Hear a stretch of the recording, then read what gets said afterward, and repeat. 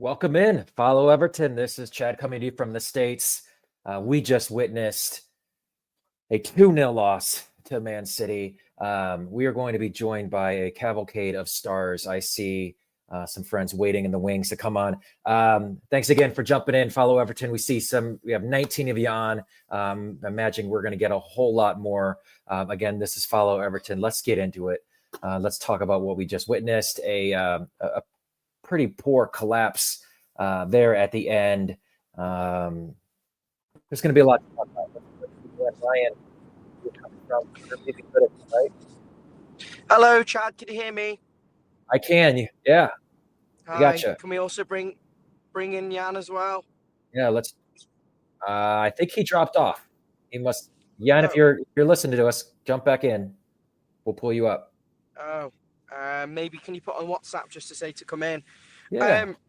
Oh my God! I mean, the game was there was nothing in the game. Everton were very competitive without really an open play threat, and then we go and make a naive, stupid, brainless decision to bring on a wet lettuce of a centre half who wouldn't look at a place in Sunday League, instead of being brave and bringing on a proper right back. Putting O'Brien in the middle, we brought on a wet lettuce centre back, and the whole thing fell apart. We were unable to play out from the back. We weren't able to offer any threat. He was a bag of nerves. He nearly gave away a goal. His first touch was a yellow card. It was pathetic. And then you just know we're not getting anything. He got fouled. The reason why City scored in the run-up to that, the ball was lumped forward and Keane got fouled, and the referee didn't give it. Regardless, he was poor from the moment he came on. That's really when I was able to turn on the match.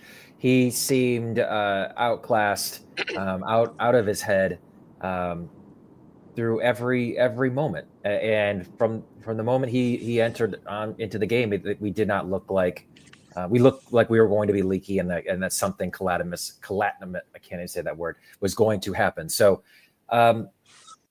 It is what it is. I think David Moyes got this all wrong today from what I was able to see in my limited viewing of the game. Why not bring O'Brien in the middle as a center half and play Patterson out wide? I have no idea. Let's bring in Stevie as well. Stevie, how'd you see it? Hi, Chad. Hi, guys. Yeah, well, I was at the game with Jan, but I don't think we really deserve to lose 2-0. I think that probably result flattered City fans from what I hear. But at the end of the day, Everton have shown that they've closed the gap on the top 6 clubs, because we've competed again today with a very good side on paper. Yes, their league position doesn't reflect an amazing season for City, but maybe next season they'll recover and we'll look at this and go, yeah, well, we were quite close to them toe-and-toe today. A bit unlucky, really, not to go in. We had a number of chances. Obviously, Tarkowski, it's unfortunate, probably hamstring injury there.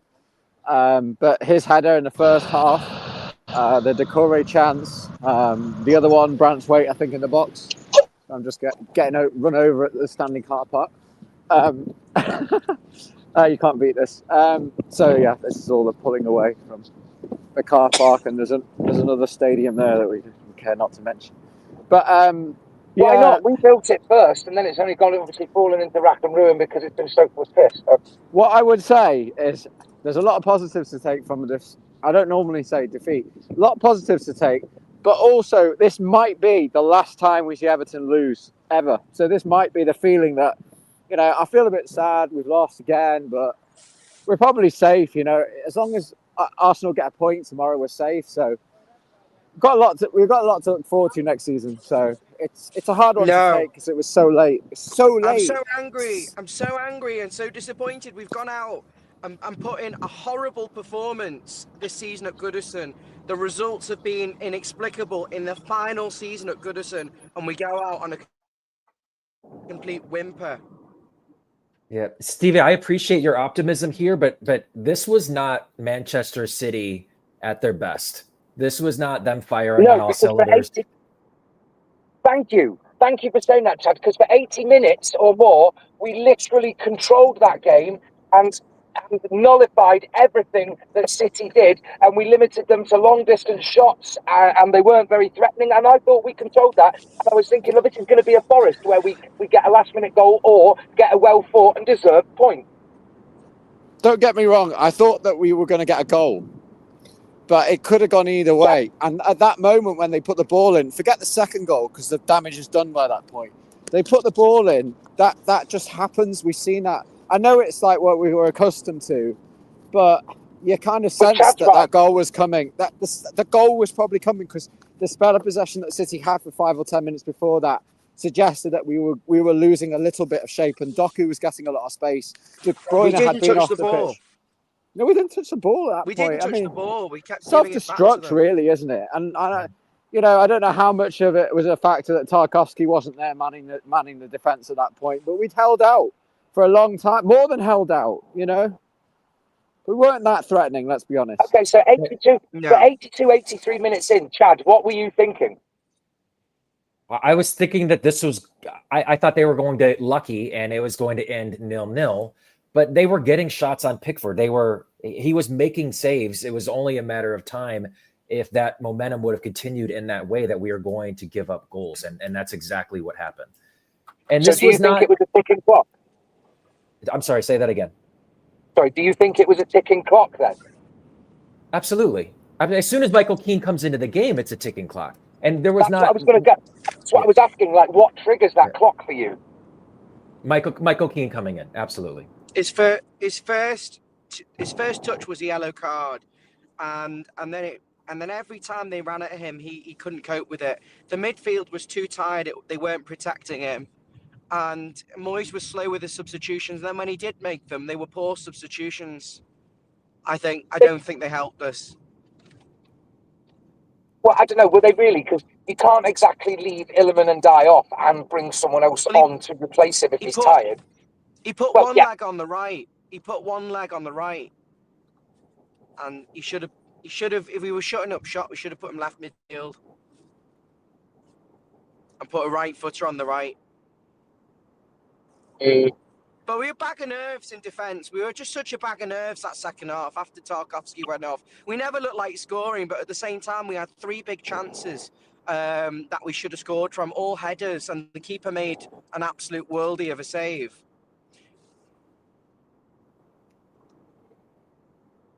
Yeah. Well, let's get into some of this comments. Goal? Chad, can you just explain what that goal was? It was just a flash. It looked like a flash. He beat Mikalenko, who was brilliant all match. And then he's just flashed across and he taps it in. Yeah. Who's picking him up? Michael Keane didn't see him. Michael Keane didn't check his shoulder and see him coming, and he should have been able to stop that. It happened behind. Branthwaite was out, I believe, trying to cut off the pass as well. So that's why he wasn't marking. So I put that on Michael Keane, to be completely honest with you. You are watching Follow Everton. Thank you for joining us. We have 132 of you on. We appreciate your time joining us post-match here. We are recapping Everton's loss to Man City 2-0 at Goodison, one of the final games in Goodison. We have 2 more to go. Ryan, Stevie, and Jan are all coming from Goodison. Stevie. Chad, just to say, I did stay till the end. Jan and I were leaving at the same time. I decided to stay, and I think that the fans applauded the Everton team for the performance.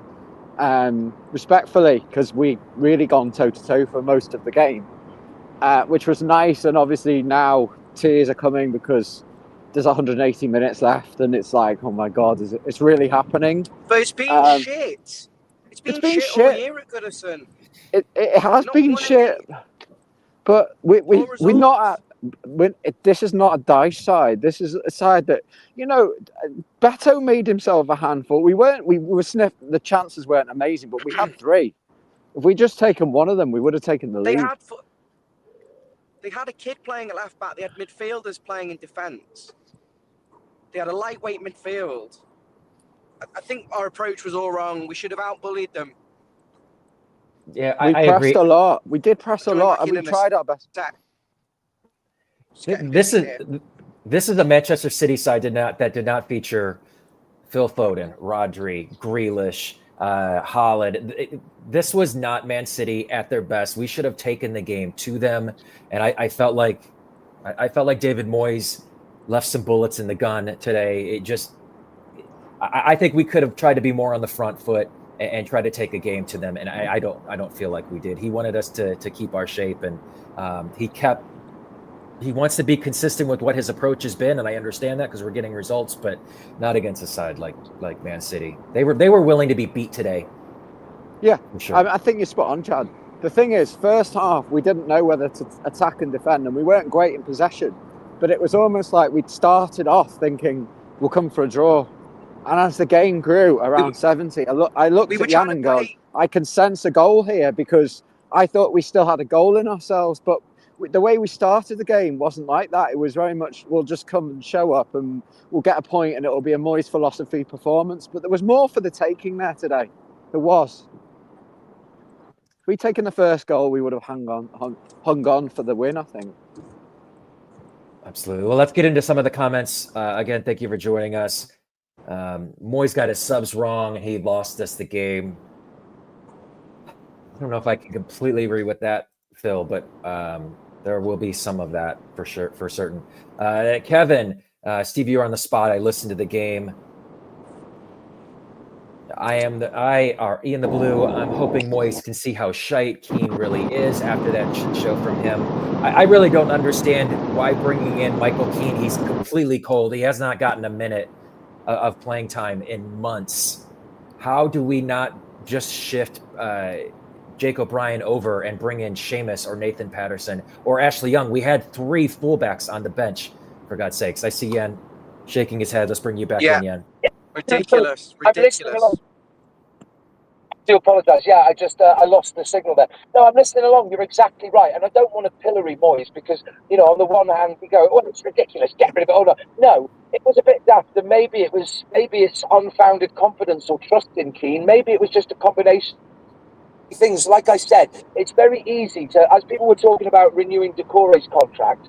We can talk about the recency bias, the fact that he scored some important goals, but really, people were using the argument. He's rubbish. But what's it actually contributed to, to the last sort of, 5 years? And so then what that does for me is it raises the question of, well, is he that bad? Is he that good? Was it a mistake to put him in that place, thinking he's a replacement? Same mould as Tarkowski. But I'm thinking, yes, we've had Patterson, we've had Coleman. Like, is it just going to be another instance of?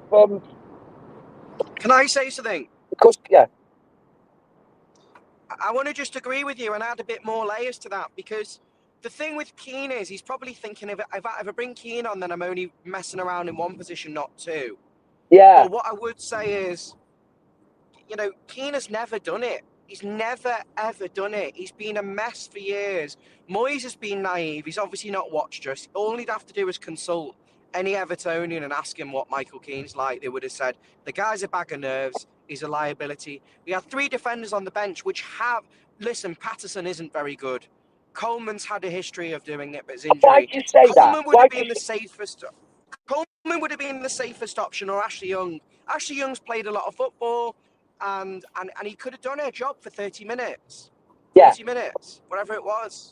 Why'd you say Patterson? Yes, as you say, there's Ashley Young, there's Patterson, there's Coleman. I understand that, and I do get the logic. Maybe it's just a statistical thing, because realistically, look, how likely is it that Keane would come on again and cause in his first touch a thing that would contribute to us? He caused mayhem. Yeah, he caused mayhem. He chopped him down, got a yellow card before even touching the ball. He nearly back passed it to him for the goal that they should have scored. He was ball watching for the goal that they scored. It's a fucking bag of nerves. But all of them let us down there. They all switched off. They're all asleep. They're all knackered. They only play 1 game a week. I'm not happy with that, because I've been there all season and we haven't won a decent match. you do have a point, but having said that, the first half of the season, Was it still not in? Wasn't it still a discussion we were having about being relegated under Dyche, and this isn't good enough? No, we should be doing better because of the points deduction and how we actually performed last season. Do you know what I'm getting at?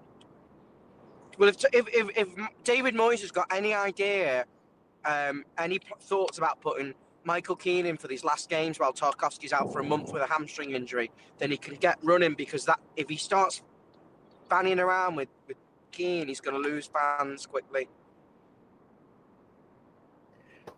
Kevin Kraft, Everton were holding their own for up to 80 minutes, and then the sub up.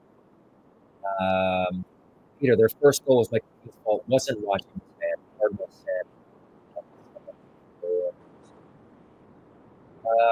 Get your comments in. Love to hear what everyone is thinking as you're joining us. So appreciate you joining us here. You're watching Follow Everton. Brian Roberts. I'm sorry. What's that? What's your Easter going, Dad? Because I'm sure the answer to that is cheerier than no. I have had a good day thus far. I missed the first half because I was at my son's football match, but nonetheless, Bryn Roberts, I'm sorry, they were never willing to be beat. They wanted a Champions League place. I'm not saying they were going to come to Goodison and lay down for us, but this was certainly not. This was a city team that could have been had today. I think we need to be pretty clear-eyed about that. Isn't it effing hilarious that 5th place gets you Champions League the one year that Manchester City were not very little chance of doing it because they've been poor? Just the way it goes.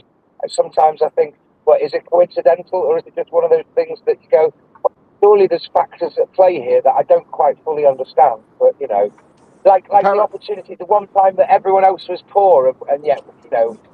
So. Apparently there's a scenario where 11 teams can finish in Europe this season. I don't think we want Europe.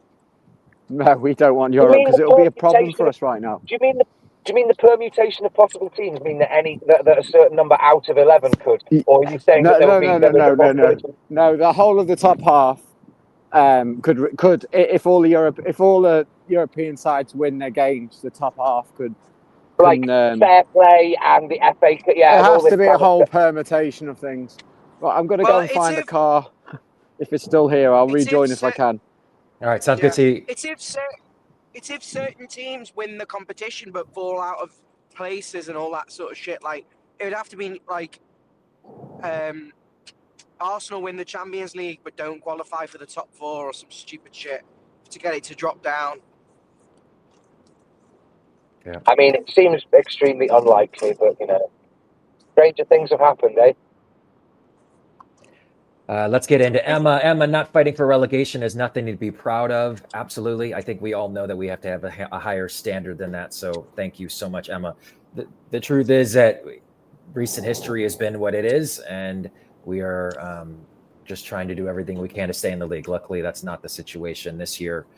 And these games are, for the most part, meaningless for Everton at the end of the game. Doesn't mean that we still don't want them to play well, and we need better effort than I think we saw today. Chad, I think a lot of them will be told to play for their contracts, but the reality is there's no way on God's earth we should be offering a contract to Abdullah Doucouré, who is an absolute donkey in midfield, or Jackie Chan Harrison, who is bloody useless. So explain this to me then, because either David Moyes David Moyes doesn't want to play the young guys. Girsagana gave there were reports this week that he is on his way to Saudi Arabia. We all know Doucouré is out of contract. Jack Harrison is headed back to Leeds.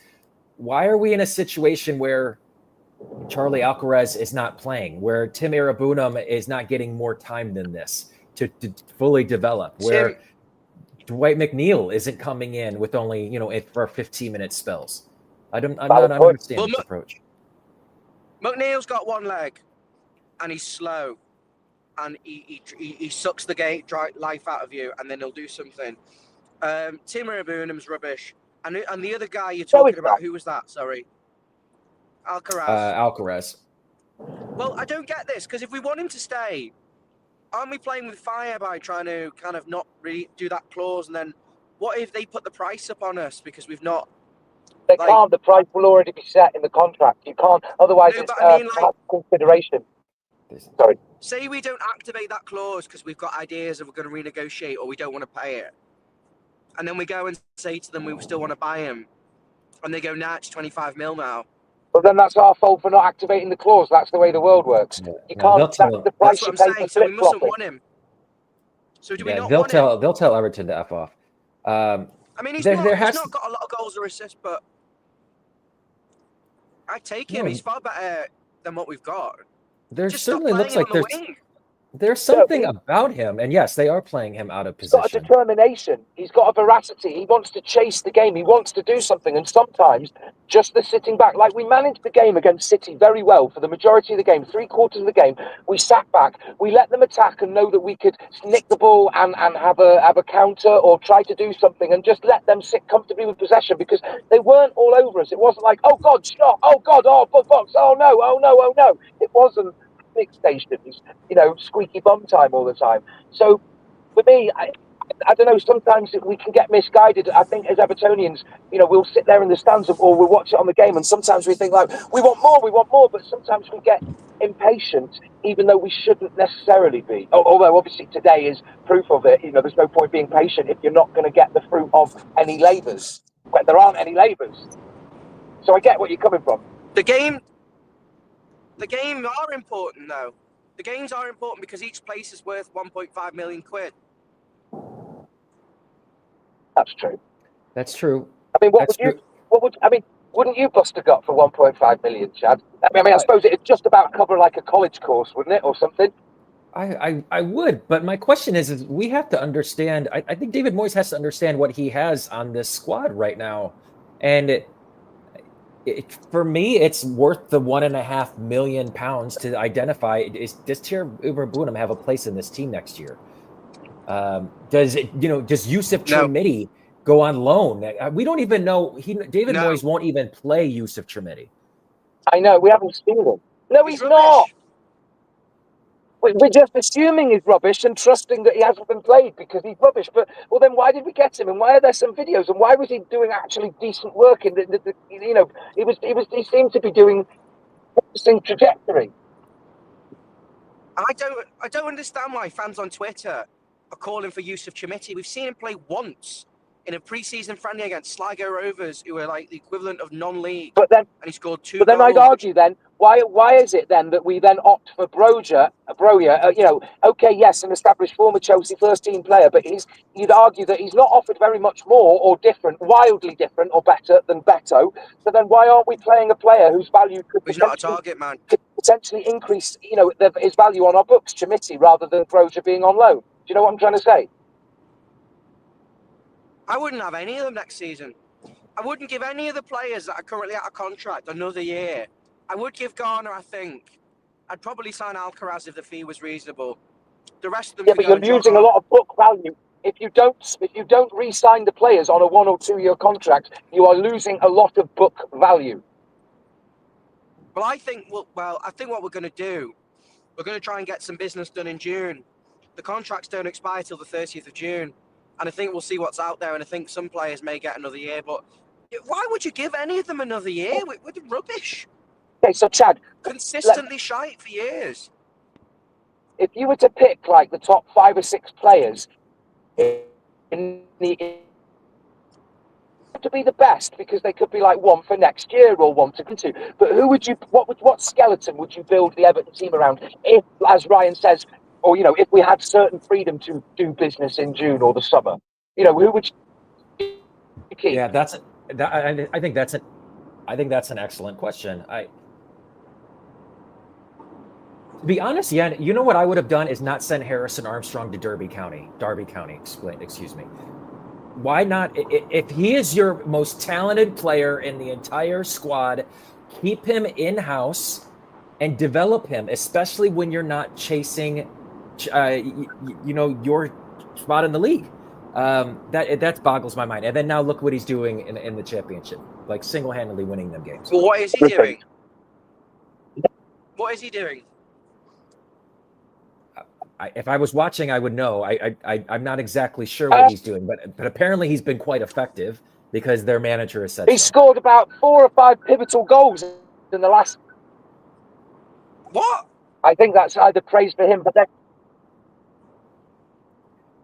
So to answer your question is yes, I would Because you might lose probably me temporarily as I'm sorting out my ODIA, not Yeah, I putting believe into my planters. That's okay. Either you're cutting out or I'm cutting out a little bit. But regardless, I think I would have liked to see That's us far.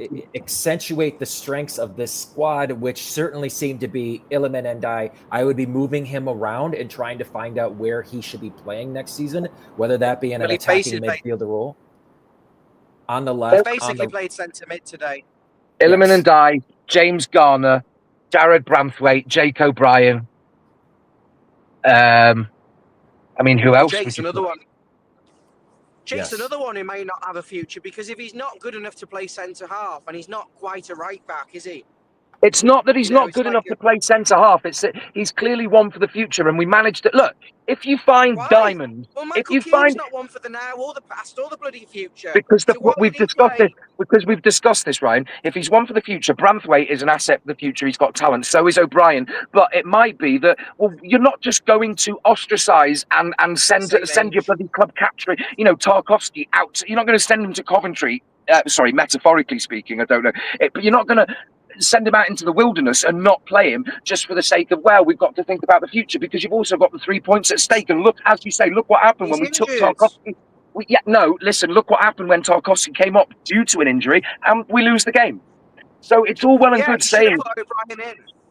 Put him in the middle. but as you say, maybe that's a tactical decision that bit him on the ass or backfired to go, well, I don't want to mess around too much with the formation, so I'll switch this play. Well, there you go.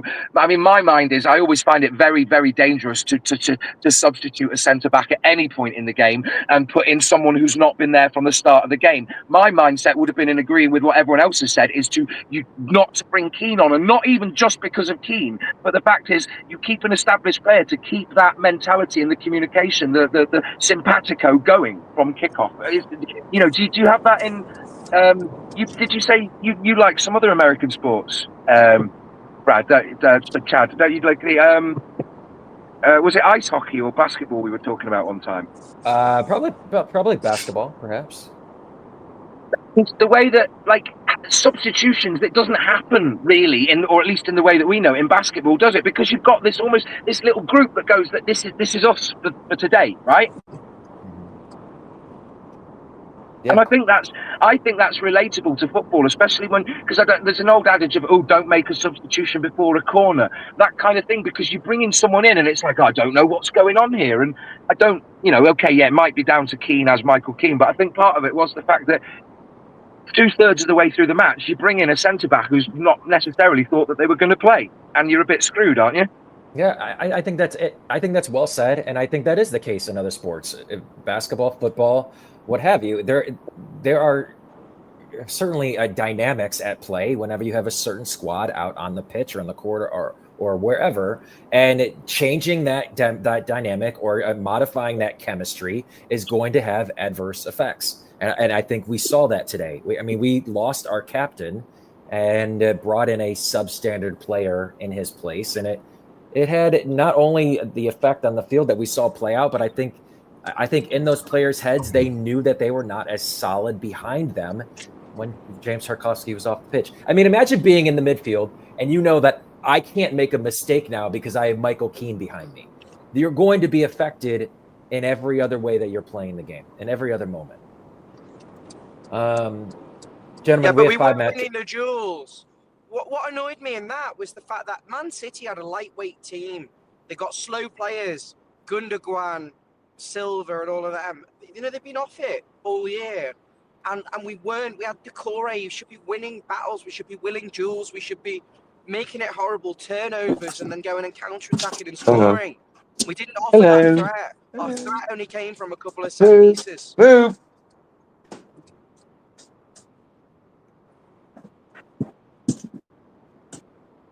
Jan, I think we're losing you. Not sure. No, I'm still here. I'm just sorry. There we go. I am back. I'm also joined by. Hello. So, What's up, puppy? yeah. All right, gentlemen, there are 5 matches left in the season. We go to Chelsea next weekend. What do you want to see take place? If you could get into David Moyes' ear, what would you like to see him do with these 5 remaining matches, knowing that we're going to be around 13th or 15th, that through 13th through 15th we'll probably finish. So what would you like to see happen? Me or Ryan? Jan, start with you, please. What I would like to see is, honestly, it is monumental that Seamus Coleman will probably be retiring, and that we are losing ground that we don't necessarily need to keep, other than or we don't need to fight for, except for the sake of pride. And as Ryan said, £1.5 million per league place. But what I want to see is, I don't want to see a capitulation. I don't want it to be an idle party to celebrate the fact that phoning it in. It's like, the doors are shut, we've sold all the stock, we're not doing anything. Chad's gone, so I apologise, I don't have any hosting things, so I don't know if Ryan's still here, everyone's still listening, thank you. But what I want to see is some fight, some passion, for the sake of, because I hate to say this, I wanted us to win, but part of what I enjoyed today was the fact that it's Goodison, and it was the anti-penultimate game. We've got 2 more games now, and almost the football is secondary. But if it is secondary, it's almost like I'm scared that Southampton are going to play with a freedom, because they're already relegated, and then we're going to get tonked like City at the last game at Main Road. But I just want to see them go to fight and to make us feel that they understand how important it is to us. Because, I mean, Chad, if you could, what would you give to be at the Southampton game, mate? I've had people offer me hundreds of pounds, and I'm not selling my ticket. Like anything. Send them my way. Send anyone who wants to spend more than £1,000 on a ticket. Send them my way. You can have mine. Anything. I'll tell you. I've been enough times. It's not as good as a place as people make out. We hardly win any matches there. We've never won anything in my lifetime. We've had 10 years of misery there. 20 years of misery. The 90s were shit. The noughties were shit. The last few years have been shit. Yeah, you can be romantic about it, but maybe you've seen us win something in the 80s, 70s, 60s, 50s. I get that. I'm ready for a fresh start. I'll start the bidding at £25. No, the point I'm making is that Bramley Moor Dock is a fantastic modern stadium that is clearly designed with all the bells and whistles to be a wonderful, modern, cosmopolitan, huge thing, right? But it's not the Cauldron, the Bear Pit, the Fortress. You talk about the old-fashioned grounds of Goodison, of Stamford Bridge, of Upton Road, the Berlin Ground, and the Main Road, Fulham, Craven Cottage. Okay, so it's tiny, but when people get packed in and you're over on top of each other, and it's like you're in the supporters club on City Road with the old balcony when the people used to go over the top. You feel like you're right there, like you're crowded in when you see a street performance, and it's like a gig, and you wonder, like, I shouldn't be here. I don't know how I've deserved a place in this little thing, and we're all on this moment, on this vibe together. And I'm sorry, Ryan, but how fucking dare you tell me that it means everything? It means fucking everything. Yeah, I will. I'm going to respond. Yeah, respond. Well, Ryan, let me say this. I think on your deathbed, you're not going to be thinking to yourself about any trophy that Everton won or any league that they won. You're going to be thinking about the times that you had in Goodison or in Bramley Moor Dock with the people that you love around you. Those will be the moments that you will hold dear in those moments. So, but no, please respond. You have every right to be upset because you have witnessed poor football for several years. I understand that, but I'm just stirring it up. I'm not necessarily calling you a dickhead, Ryan. I'm just jokingly saying you're a dickhead. Like, discuss. The atmosphere is shite week in, week out. It's like a library, silent, with a few flags at the start and a war siren, and then we all sit there in silence. The away fans. You speak to your brother. I do not sit there in silence. I shouted more at half time at those weirdos on the pitch doing hit the bar than I did the whole match. You can take your TikTok. Sorry, shots Ryan, off I would field. like to say the correct term is women. They weren't all women. I'm being incendiary just for the fucking shits and giggles. Yeah, I'm stressed. I know. I don't often. I normally have like I normally have a vape or a decarbox. I did things. Yeah, no, but there's nothing better than I don't care. There's nothing better than a cigarette. I don't smoke them anymore, but it's fantastic. Yeah, stop smoking. I'm just your dick will drop off. stop smoking, yeah, and your lung will fall off your fucking dick. Right, listen. Listen, I'm sad to be leaving Goodison. I can't deny that, you know, my childhood and the years and all that and the memories, whatever. But I don't really remember us ever actually winning a lot of games. So I'm not nostalgic about it the same way as maybe someone who's actually seen us win things and have celebrations there. I mean, even look at this season, for example. But it means we've been. But it means more than a secondary school in a house or a workplace, right? It's as Chad says quite rightly, it's the place where, I mean, for crying out loud, it's because of Goodison and Everton that I know you, Ryan. So make of that comment what you will, right? But, you know, it's just, you know, okay, so but it means things to people. It means things so much that when they're given the opportunity, Tony Bellew could have fought anywhere in the world. And do you know where he said that we wanted to fight? Goodison Park. I mean, do you know what I would give to read a poem there? Yeah, it's a beautiful, historic stadium. It's gorgeous. It's the atmosphere. In many ways, it trumps Bramley-Moore Dock. In many But I admit, ways, with all the love in the world, it's a shit tip. With all the love in the world, I do admit it's a shit tip. I'm just saying. Let me say this. Let me say this. Hold on, Ryan. Let me say this. I think what might get lost as I talk to both of you, to English football fans living it every day, that's what makes this special. That's what makes the Premier League, English football, everything about your culture special. I feel like, Ryan, you sound like an American fan almost, the way that we approach our sports.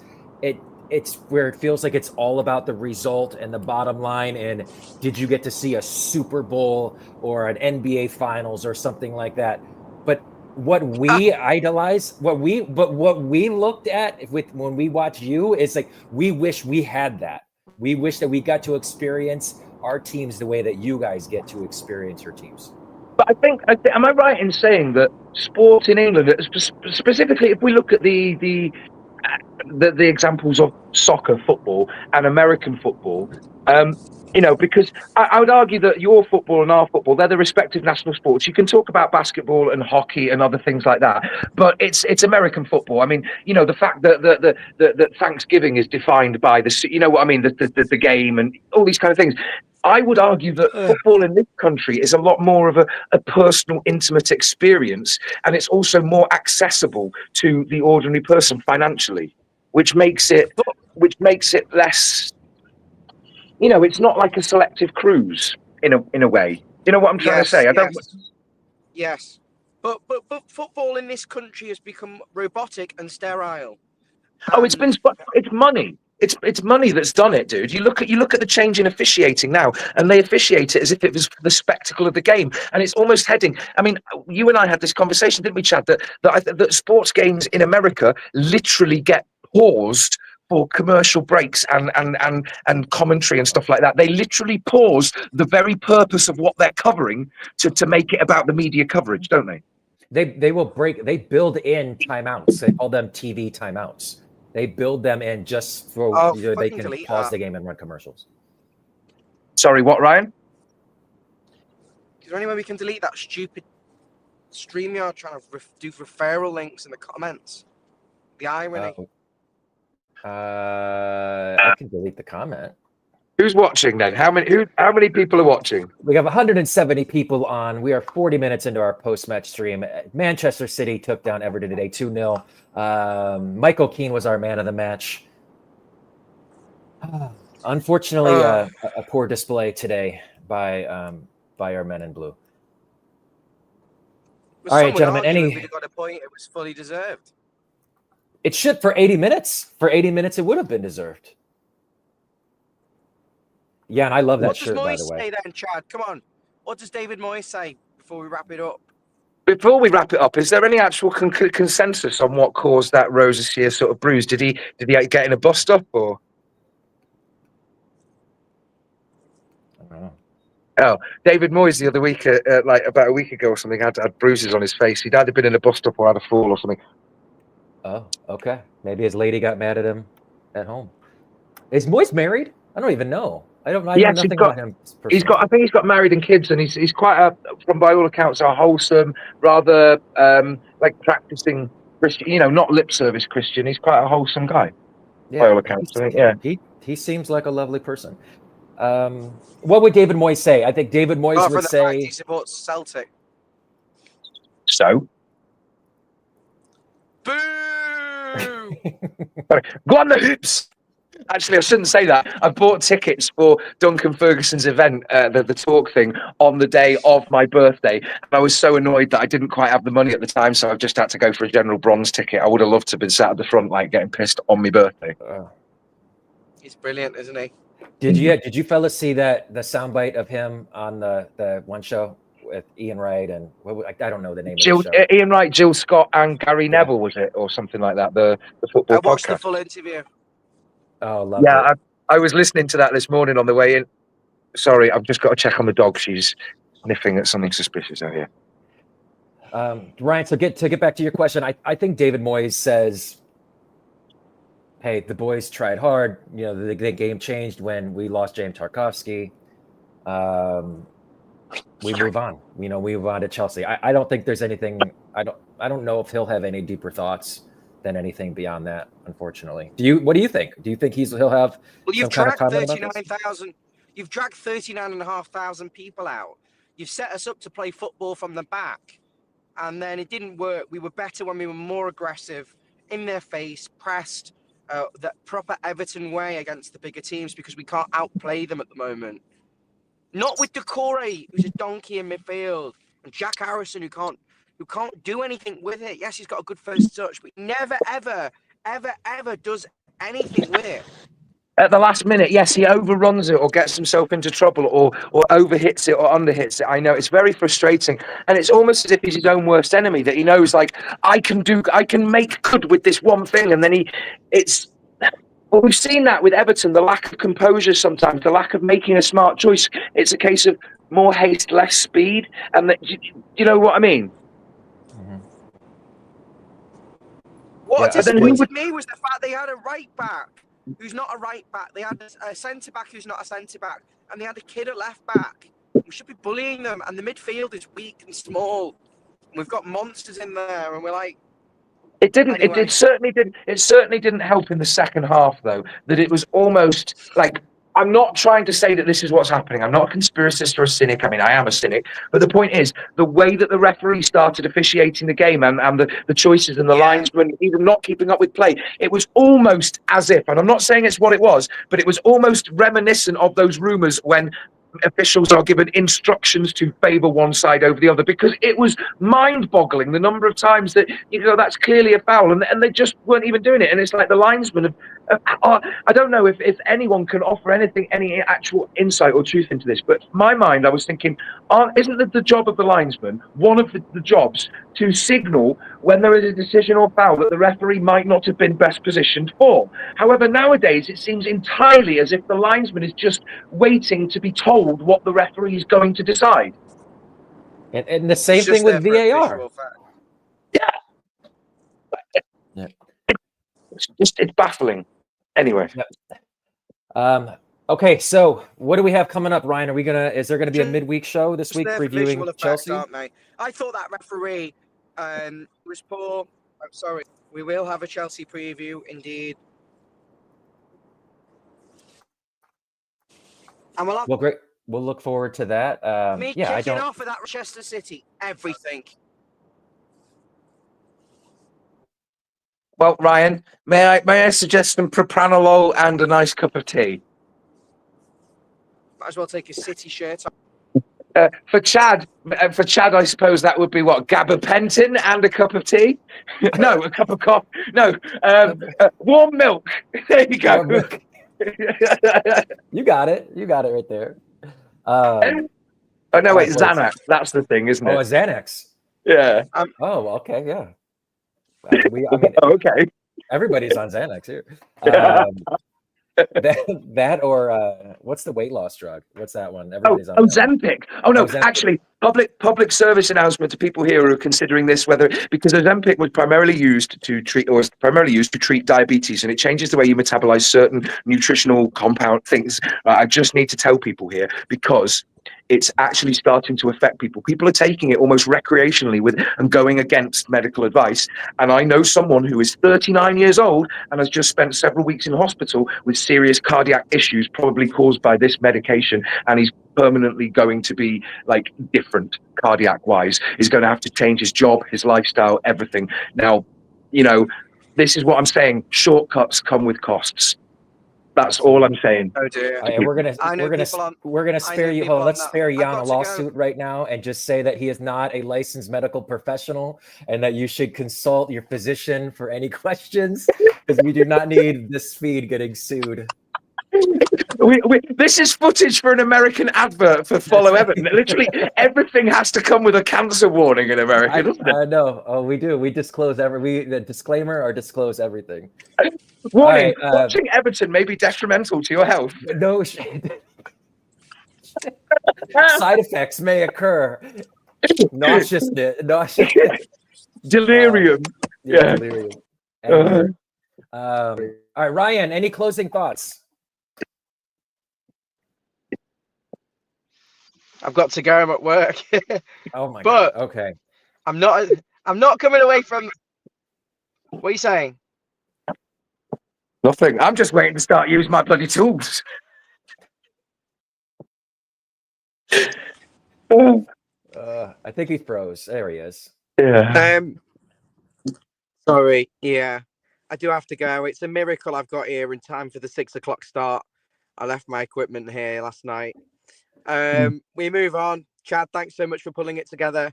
That is so depressing. You get your hopes up for a big win at Everton at Goodison Park. Finally, a decent result. What a waste of money the season ticket's been this year. We've had 3 results I can think of. Wolves at home 4-0, Spurs, and then I think there was another result as well in there. But it's been shite.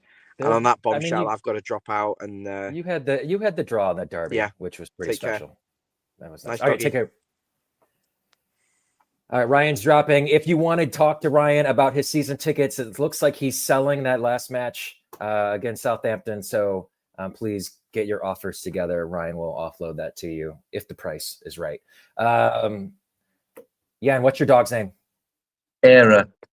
It's Welsh for snow. The rescue, so just didn't name her, but yeah, your baby. That was fantastic. poo, wasn't it? That was poo poo. Poo poo poo. Sorry, I regress into about a 6-year-old and I'm talking to my baby. Yeah. All right, fantastic. Hey, we're going to get out of here. Appreciate everyone for joining us. Yeah, great seeing you as always. You're one of my absolute favorite people in the world. All right, up the toffees. Take care, everyone.